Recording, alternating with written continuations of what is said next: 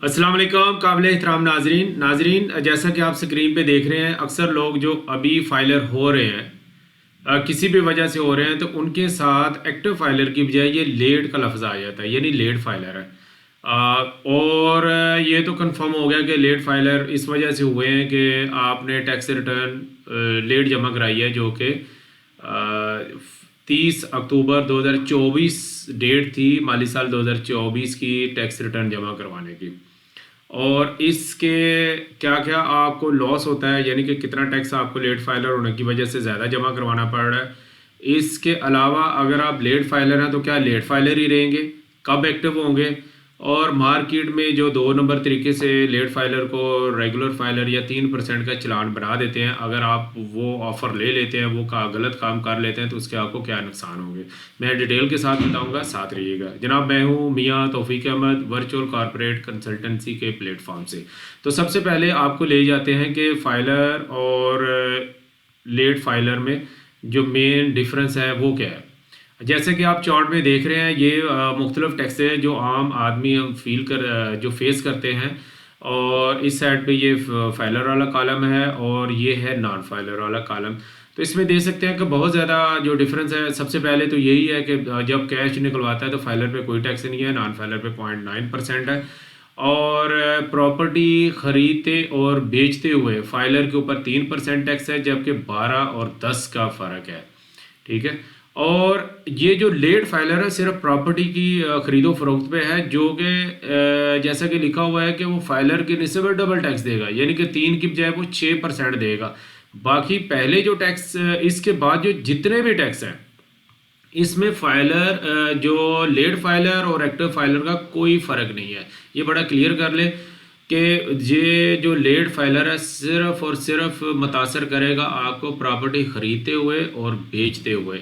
बाकी जितनी भी टैक्सेशन है, चाहे आप गाड़ी ख़रीद रहे हैं, न्यू ख़रीद रहे हैं, उसके ऊपर लेट फाइलर का टैक्स नहीं लगेगा। अब अगर आपने ये भी टैक्स ख़त्म करना है तो वो कैसे करना है जनाब। बड़ा सिंपल है। जैसे कि मैंने बता दिया है कि ये डबल टैक्स पे करता है। और जो एक्टिव फाइलर थे, पहले इसी पे बात कर लेते हैं कि जो टैक्स रिटर्न टाइमली जमा करवाते हैं, जैसे कि 2024 की डेट थी 30 अक्टूबर 2024, उस दौरान जिन्होंने टैक्स रिटर्न जमा करवाई वो एक्टिव फाइलर होगा। और उसके बाद जितने भी लोग टैक्स रिटर्न जमा करवा के फाइलर हो रहे हैं, इवन आज भी जो फाइलर होगा वो लेट फाइलर ही जमा करवाएगा। अच्छा, ये एक लाइन मैंने लिखी है, जो पहले हमारी प्रीवियस प्रैक्टिस थी वो ये थी कि एटीएल लिस्ट आती थी यकम मार्च को आती थी, हर साल यकम मार्च को आती थी। जिन्होंने टाइम पे रिटर्न जमा कराई थी वो फाइलर कहलाते थे, और जो लेट जमा कराते थे हम यकम मार्च को उनके चलान 1000 का जमा करवाते थे और फिर वो फाइलर होते थे। तो लोग अभी भी उम्मीद लगाए बैठे हैं कि शायद ये जो यकम मार्च आ रही है 3-4 दिन के बाद, तो इसमें जनाब जो लेट फाइलर है वो एक्टिव फाइलर हो जाएंगे। तो उनके लिए तलाक है, बिल्कुल ऐसा नहीं है, वो लेट फाइलर ही रहेंगे। लेट फाइलर कब होंगे? जब 2025 की रिटर्नें जमा होनी शुरू हो जाएंगी, जो कि जुलाई 2025 से स्टार्ट होंगी। और उनकी एंड डेट नॉर्मली जो हमारे यहाँ आम प्रैक्टिस है, जो कि हमारे टैक्स ऑर्डिनेंस में लिखी हुई है, लास्ट डेट होती है 30 सितंबर। तो 30 सितंबर तो कभी भी फाइनल नहीं हुई। इसमें हर दफ़ा हमने देखा है कि 15 दिन, 1 माह या 1.5 माह एक्सटेंशन मिल जाती है। तो मेरा भी अंदाज़ा है कि कम से कम 1 माह अगर एक्सटेंशन मिलती है तो वो लास्ट डेट होगी 30 अक्टूबर 2025 होगी।